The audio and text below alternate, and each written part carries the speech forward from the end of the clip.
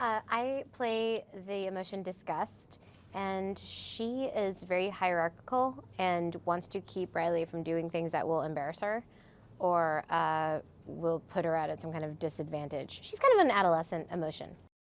I'm Fear, and Fear's kind of we would describe him as middle management kind of guy, just very wanting to be control, wanting to be in charge, but just not having the capacity for it. Well, there's Joy that Amy Poehler plays, which is wonderful. Joy is very much like Amy in real life. And then, Sadness, played fantastically, am I saying that right? By Phyllis Smith, and she's wonderful. And then I spend most of my time with Disgust and Anger, played by Lewis Black, who's unreal. And he punches me in the face a lot. And I just met Lewis, so that's how weird these projects are, where you sit, you work on them, and you're paired together or whatever, and then you just met.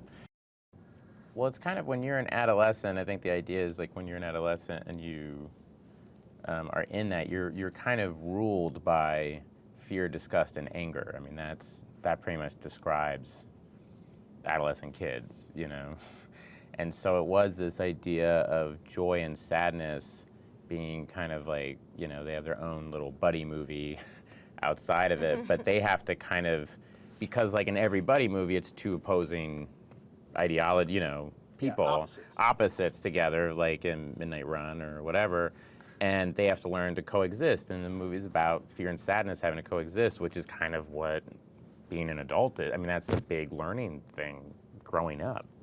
Absolutely. And so that's kind of why these guys are geniuses, because they figured that out. They had to really create a world, and I think that Up was so brilliant and was not anything anyone's seen. It wasn't based on any trope.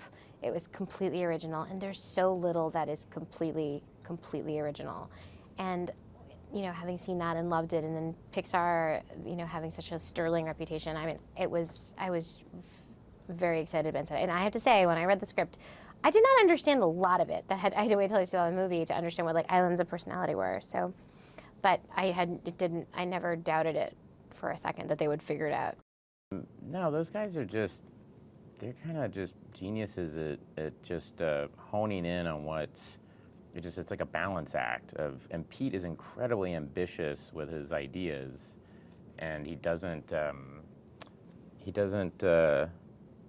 like a real artist, it's like a very emotional thing for him that he gets wrapped up. It's just like a big expression for him, but, instead of it being like a Jackson Pollock painting or something, it's inside out. It's kind of one of these films like Up or whatever. He gets excited about an image or a feeling he has or whatever.